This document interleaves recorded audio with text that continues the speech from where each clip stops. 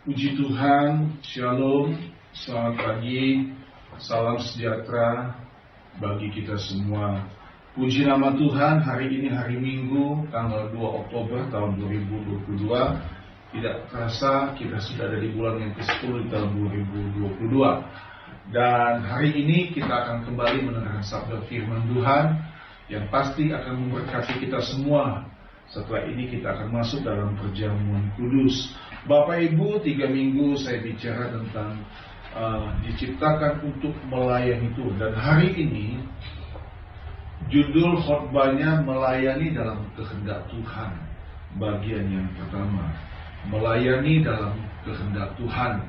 Jadi pelayanan yang Tuhan anugerahkan atau Tuhan percayakan dalam kehidupan setiap pribadi kita, baik sebagai pendeta maupun sebagai jemaat atau orang awam biasa, kita akan lakukan dengan penuh tanggung jawab, tentu dalam kehendak dan pimpinan Tuhan. Hari ini saudara-saudaraku, kita akan melihat kitab Galatia pasal yang ke-6. Galatia pasal ke-6 ayat 1 sampai dengan 10.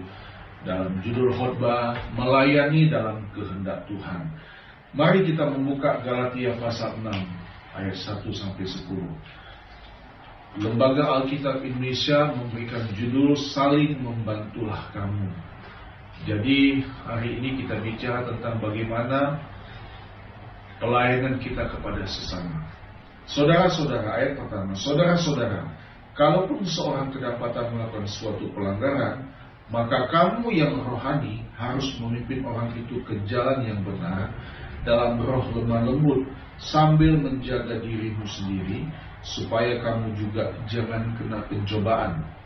Ayat yang kedua, bertolong-tolonganlah menanggung bebanmu, demikianlah kamu memenuhi hukum Kristus. Sebab kalau seorang menyangka bahwa ia berarti, padahal ia sama sekali tidak berarti, ia menipu dirinya sendiri. Baiklah tiap-tiap orang memuji pekerjaannya sendiri, maka ia boleh bermegah melihat keadaannya sendiri dan bukan melihat keadaan orang lain. Sebab tiap-tiap orang akan memikul tanggungannya sendiri. Dan baiklah dia yang menerima pengajaran dalam firman, membagi segala sesuatu yang ada padanya dengan orang yang memberikan pengajaran itu. Jangan sesat, Allah tidak membiarkan dirinya dipermainkan, karena apa yang ditangguh orang itu juga yang akan dituainya. Sebab barang siapa menabur dalam dagingnya, ia akan menuai kebinasaan dari dagingnya. Tetapi barang siapa menabur dalam roh, ia akan menuai hidup yang kekal dari roh itu. Janganlah kita jemu-jemu berbuat baik, karena apabila sudah datang waktunya, kita akan menuai jika kita tidak menjadi lemah. Ayat yang ke-10. Karena itu, selama masih ada kesempatan bagi kita, marilah kita berbuat baik kepada semua orang, tetapi terutama kepada kawan-kawan kita seiman. Amin. Haleluya, saudara-saudaraku. Saudara, kunci ayat di sini adalah bertolong-tolonganlah menanggung bebanmu. Dalam ayat yang kedua, demikianlah kamu memenuhi hukum Kristus. Jadi ide, wacana atau niatan bahkan perbuatan kita untuk menolong sesama kita, kita sedang memenuhi atau menjalankan hukum Kristus. Kalau di dalam Alkitab bahasa Indonesia sehari-hari, saudara-saudaraku, ayat keduanya berbunyi demikian. Ayat keduanya berbunyi demikian. Hendaklah kalian saling membantu menanggung beban orang, supaya demikian kalian mentaati perintah Kristus. Jadi, menolong orang, membantu beban orang, itu perintah Kristus, saudara-saudaraku. Perintah Tuhan kita. Ya, jadi ada dasarnya. Bahkan orang yang tidak mengenal Yesus pun bisa menolong orang lain, terlebih kita. Jadi apa yang kita berbuat, pelayanan, melayani, kita sedang memenuhi atau mengenapkan hukum Kristus. Saudara, Rasul Paulus mengajak kita dalam suratan Galatia ini, pasal yang ke-6 ini, untuk memperhatikan sesama kita. Ya, untuk memperhatikan sesama kita. Tetapi juga kalau kita membaca dengan seksama, juga diri kita pun diperhatikan. Ya, terutama kehidupan pribadi kita. Nah, melayani adalah tujuan Allah menciptakan kita. Itu yang kita bicarakan 3 minggu terakhir ini, saudara-saudara, diciptakan untuk melayani Tuhan. Jadi melayani itu adalah tujuan Allah menciptakan kita. Haleluya, saudara-saudara. Di hati kita haruslah ada beban dan akan penderitaan orang lain di hati kita. Ya, saudara lihat sekarang ya, banyak orang yang berlomba-lomba berbuat kebaikan, membuat konten ya, atau dibuat dalam YouTube ya. Saya juga suka menonton itu, saudara-saudara, dan jadi memberikan satu semangat bahwa ada banyak saudara-saudara kita, sesama kita boleh membantu orang lain dan diciptakan untuk melayani Tuhan. 3 minggu kita bicara ini, dan kita tidak boleh berhenti hanya menyampaikan firman atau mendengar firman, tapi benar-benar kita aplikasikan dalam perbuatan kita, saudara-saudaraku. Tadi saya bilang, di hati kita harus ada beban akan penderitaan orang lain. Hidup ini, saudara-saudara, begitu indah dan bermakna kalau kita bersedia melakukan pelayanan dalam pimpinan Tuhan. Hidup ini begitu indah dan bermakna kalau kita bersedia melakukan pelayanan dalam pimpinan Tuhan. Ingat, dalam kehendak atau pimpinan Tuhan. Jadi, benar-benar enggak itu Tuhan yang taruh di hati kita? Ya, karena motivasi orang bisa berbeda-beda. Ya, saya percaya, saya dan kita yang mendengar khotbah ini mau melayani sesama kita, mau menolong sesama kita dalam pimpinan Tuhan, tentu dengan ketulusan. Dan yang paling penting di sini adalah nama Tuhan yang dipermuliakan. Amin, saudara-saudaraku.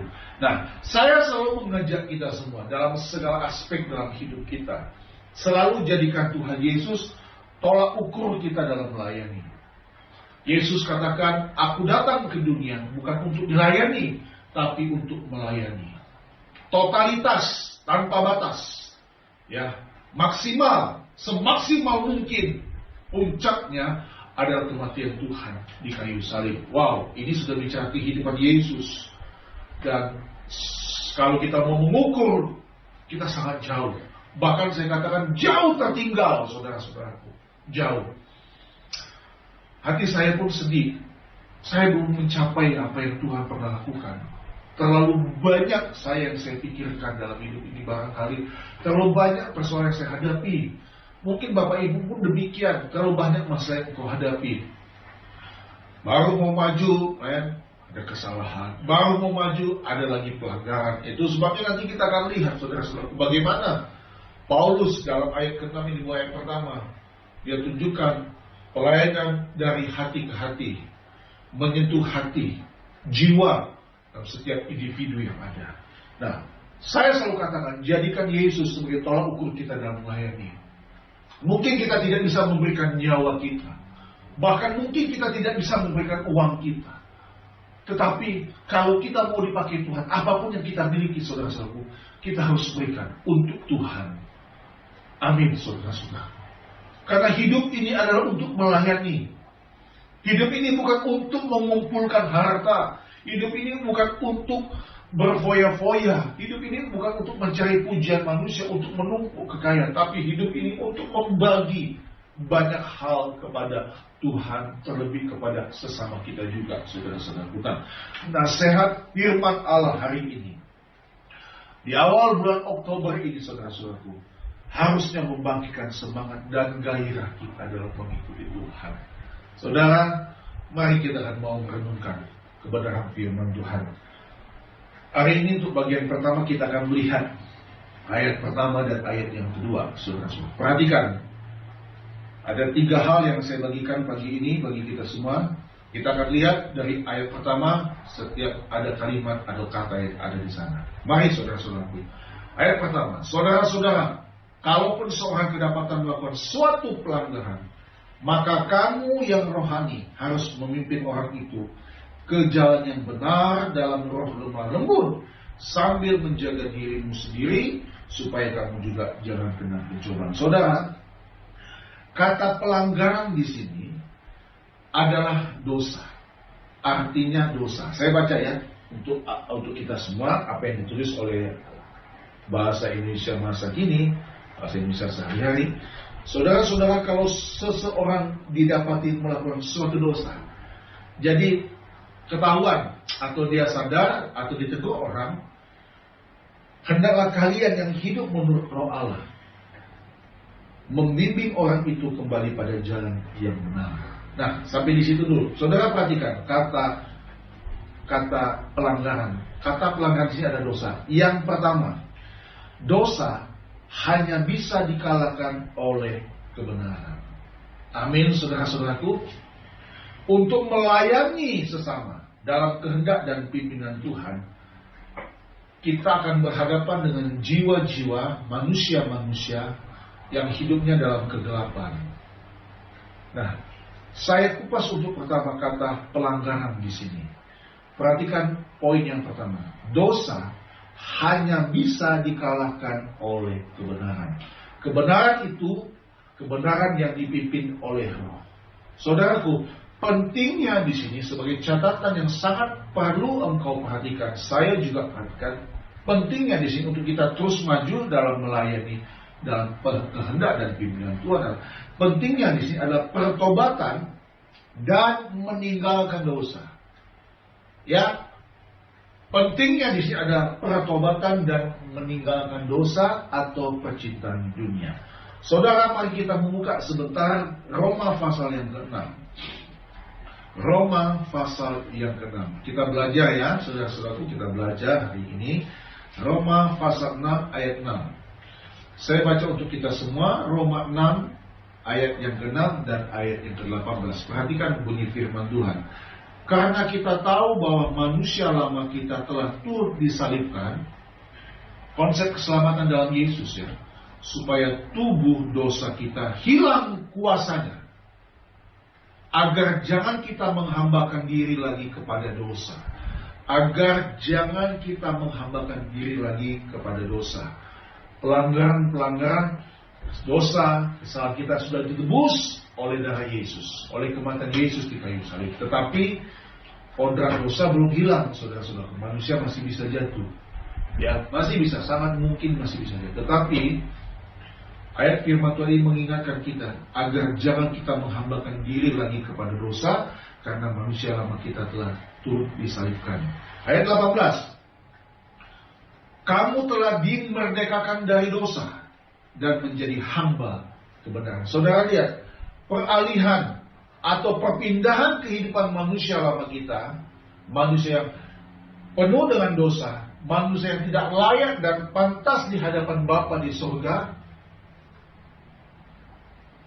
menjadi manusia yang dibenarkan oleh kematian Yesus di atas kayu salib. Kalau kita kembali kepada bacaan ayat emas kita, bahwa diingatkan oleh Paulus dalam Galatia pasal ini, kalaupun seorang kedapatan melakukan suatu pelanggaran atau dosa, maka kamu yang rohani harus memimpin orang itu. Nanti kita akan lihat bagian keduanya. Tapi kata pelanggaran dan dosa di sini saudara harus diperhatikan. Jadi kalau saya mau kembali kepada diri saya juga, diri kita masing-masing, saudara yang paling pokok, sudahkah kita berdamai dengan Tuhan? Hari ini saudara-saudara, dosa hanya bisa dikalahkan oleh kebenaran. Tidak bisa. Dosa tidak bisa dibayar dengan uang.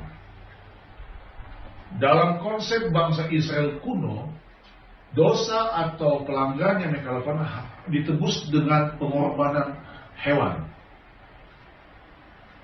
Dan imam-imam yang melakukan itu. Tetapi dalam perjanjian baru, dosa manusia ditebus oleh kematian Yesus Kristus di kayu salib. Saudara, inilah kebenaran yang hakiki. Kebenaran ini harus melekat dalam hidup setiap kita. Yohanes katakan, Akulah jalan dan kebenaran dan hidup. Di dalam Yesus ada jalan, ada kebenaran dan hidup. Nah, yang pertama, dosa hanya bisa dikalahkan. Bapak, Ibu, saudaraku yang saya kasihi, kita tidak luput dari kesalahan dan dosa. Hari ini kita mau bertobat, menjadi manusia baru di dalam Tuhan. Mari mau hidup dalam kebenaran, hidup yang dipimpin oleh Roh. Nah, saya tambahkan satu ayat lagi dalam Galatia 5. Galatia 5 untuk poin yang pertama tentang pelanggarannya. Poin yang pertama ini, Galatia 5 ayat 24. Perhatikan bunyi firman Tuhan. Barang siapa menjadi milik Kristus Yesus. Ini sama dengan Roma tadi, saudara. Barang siapa menjadi milik Kristus Yesus, ia telah menyalibkan daging dengan segala hawa nafsu dan apa, saudaraku? Dan keinginannya. Kalau saya tambahkan ayat 25, jikalau kita hidup oleh Roh, hidup dalam kebenaran ini, baiklah hidup kita juga dipimpin oleh Roh. Haleluya. Saudara, masuk ayat yang ke-6 dalam pasal yang ke-6, masuk ayat pertama dalam Galatia pasal ke-6, dibuka dengan kalau ada orang yang berbuat dosa, maka kita yang rohani harus memimpin orang itu. Itu yang kedua. Jadi perhatikan Bapak Ibu, saya bicara sangat tegas ini. Hidup kita tidak pernah lepas dari yang namanya kesalahan. Tetapi kita meminta pimpinan Tuhan. Tuhan tolong. Kita mau mengoreksi diri kita. Kita mau mengoreksi diri kita. Kita belajar, terus belajar. Mau hidup dalam pimpinan Tuhan. Dosa hanya bisa dikalahkan oleh kebenaran. Nah, yang kedua, saudaraku, kata rohani. Ada kata rohani di sini. Maka kamu yang rohani harus memimpin orang itu ke jalan yang benar dalam roh lemah lembut sambil menjaga dirimu sendiri supaya kamu juga jangan kena percobaan. Saya baca sekali lagi bunyi Alkitab ayat ini dalam bahasa Indonesia masa kini. Saudara-saudara, kalau seseorang didapati melakukan suatu dosa, hendaklah kalian yang hidup menurut Roh Allah. Nah, kalau ini maka kamu yang rohani, hendaklah kalian yang hidup menurut Roh Allah membimbing orang itu yang tidak hidup menurut Roh Allah itu kembali pada jalan yang benar. Tetapi kalian harus melakukan itu dengan lemah lembut dan jagalah jangan sampai kalian sendiri tergoda juga. Saudara, jadi kita yang rohani di sini dikatakan membimbing atau memimpin orang yang tidak rohani itu kepada jalan yang benar. Yesus datang seperti tabib, bagikan tabib yang mencari orang yang sakit, bukan orang yang sehat. Nah, yang kedua, saudara, kata rohani perhatikan. Kalau yang pertama tadi kata pelanggaran, yang artinya dosa. Kalau yang kedua, poin yang kedua, kata rohani, itu hidup menurut Roh Allah. Yang kedua, hidup menurut Roh Allah. Ini mutlak. Kalau saya ajak kita untuk membaca kembali Galatia pasal ke-5, kita naik satu pasal, Galatia 5. Saudara perhatikan ayat 16. Untuk melengkapi kata rohani di sini. Ayat 16 Galatia 5.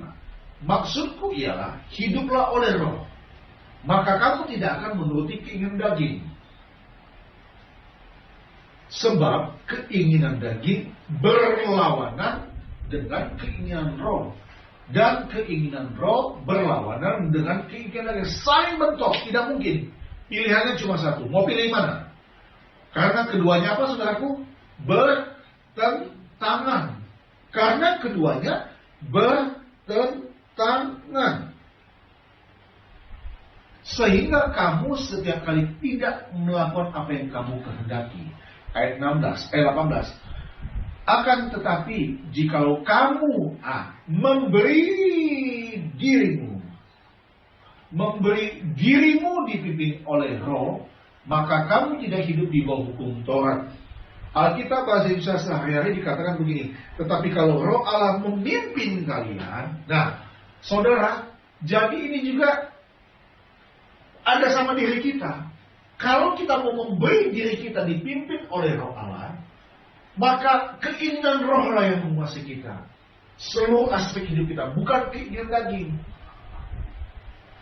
Pertentangan dalam jiwa kita, dalam tubuh kita, dalam pikiran setiap hari berkecamuk perang. Ada semacam perang dalam diri kita. Sejak kita bangun pagi, bangun dari tidur sampai kita akan kembali tidur. Dan kebanyakan di antara kita sejujurnya saudara, termasuk juga saya, kita banyak gagal. Jujur, hari ini kita bertobat. Seringkali keinginan daging yang menguasai seluruh hidup kita. Banyak faktor, karena kelelahan, karena kesibukan, ketegangan yang kita alami dalam setiap pekerjaan kita, sehingga kita ini, hidup kita ini sebenarnya sudah diawali dengan bagus, dipimpin oleh Roh Allah. Tapi akhirnya keinginan daging yang mengalahkan, karena diri kita tidak mau dipimpin.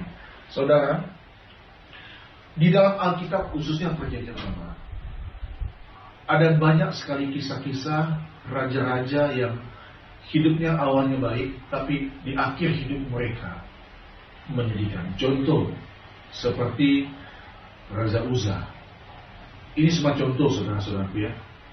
Kita buka sebentar 2 Tawarik pasal yang ke-26. 2 Tawarik pasal yang ke-26.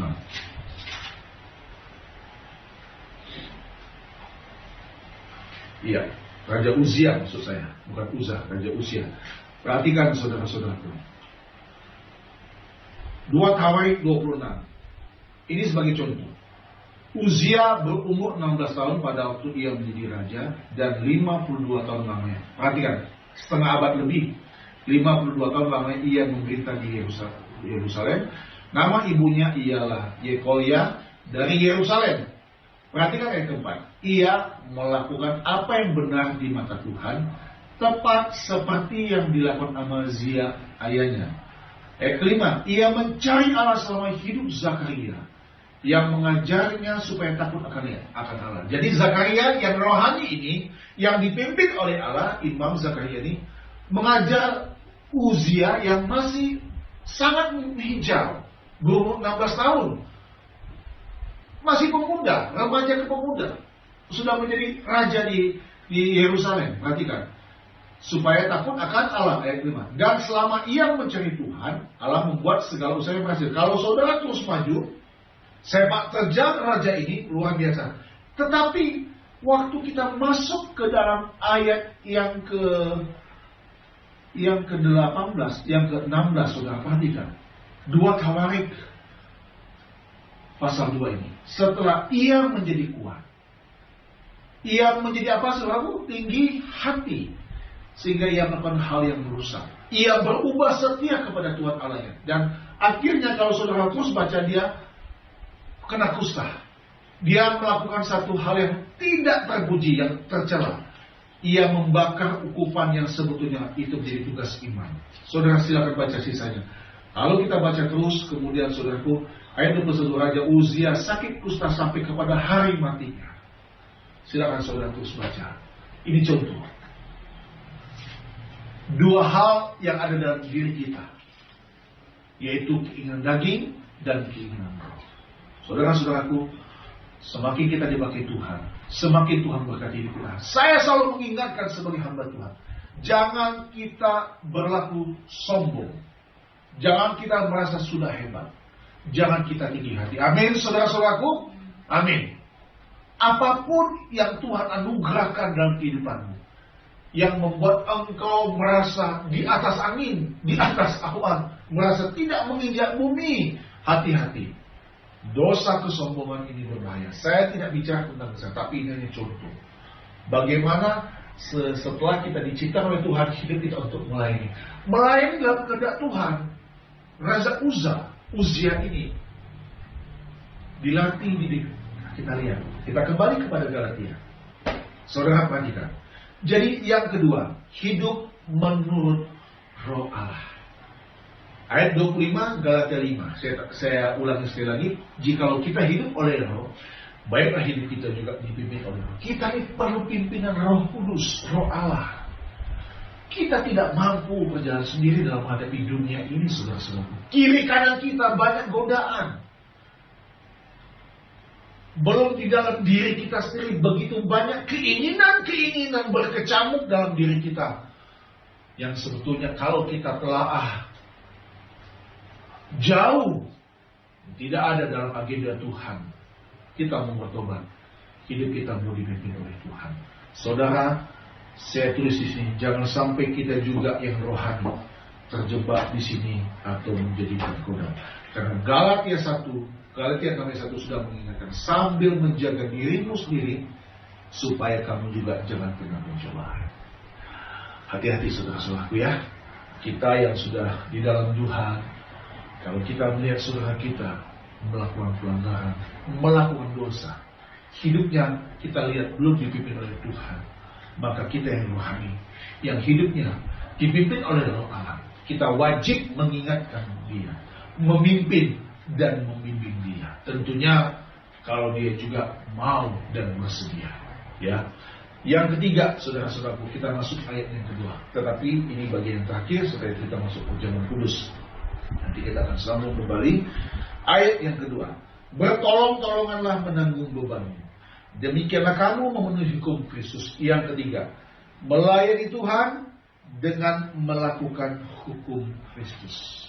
Saudara, apapun pelayanan yang kita lakukan, apapun perbuatan baik yang kita lakukan, yang disinggung oleh kitab Galatia di ayat-ayat yang tadi sudah kita baca juga, ayat 9 dan 10, selalu kita meletakkan fondasi kita lakukan itu hukum Kristus. Semuanya berdasarkan kasih. Kalau bukan karena kasih, kita tidak boleh. Percuma kita memberi sesuatu kepada orang lain kalau bukan karena kasih. Saudara, yang ketiga, melayani Tuhan dengan melakukan hukum Kristus. Dengan melayani sesama, dengan penuh kasih, sebenarnya kita seperti melayani Tuhan. Galatia 5, kita kembali buka Galatia 5. Saya baca untuk kita semua ayat 13 sampai 15. Saudara-saudara, memang kamu telah dipanggil untuk merdeka, tetapi janganlah kamu mempergunakan kemerdekaan itu sebagai kesempatan untuk kehidupan dalam dosa. Melainkan layanilah seorang akan yang lain oleh apa saudara? Oleh kasih. Sebab seluruh hukum Taurat tercakup dalam satu firman ini, yaitu kasihilah sesama manusia seperti dirimu sendiri. Tetapi jika kamu saling menggigit dan saling menelan, awaslah supaya jangan kamu saling membinasakan. Saudara, sekali lagi, melayani Tuhan dengan melakukan hukum Kristus, yaitu melayani sesama kita. Tuhan tolong kita agar khotbah ini benar-benar dapat meresap dalam hidup kita, melayani dalam kehendak Tuhan, melayani dalam pimpinan Tuhan. Tentu yang paling pokok juga yang tidak boleh kita abaikan, kita membenahi diri kita supaya Roh Allah benar-benar memimpin hidup kita. Saudara, ada seorang raja yang bernama Saul. Roh Allah unduh dari kehidupan Saul. Mengapa? Karena Saul sudah tidak setia, Saul sudah tidak taat. Karena yang ada dalam keinginan daging ada dalam dirinya. Hindaki bagaimana caranya untuk melenyapkan Daud. Hari ini saudara-saudara, kita mau melawan keinginan diri kita. Kita mau pimpinan Tuhan, karena kita ingin melayani dalam kehendak Tuhan. Mari kita bangkit berdiri. Tuhan Yesus memberkati kita semua. Tuhan Yesus menolong kita semua. Haleluya. Puji Tuhan.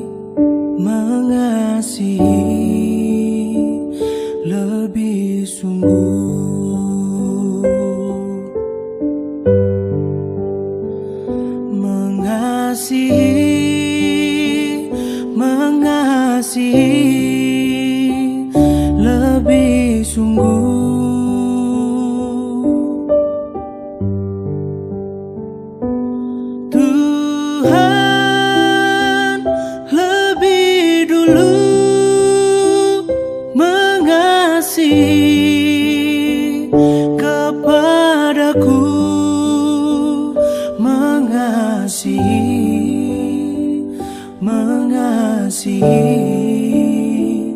lebih sungguh.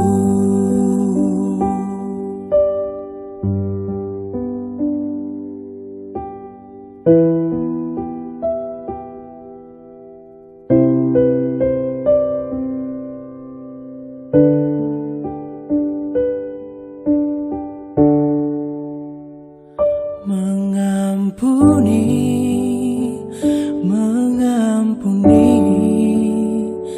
lebih sungguh.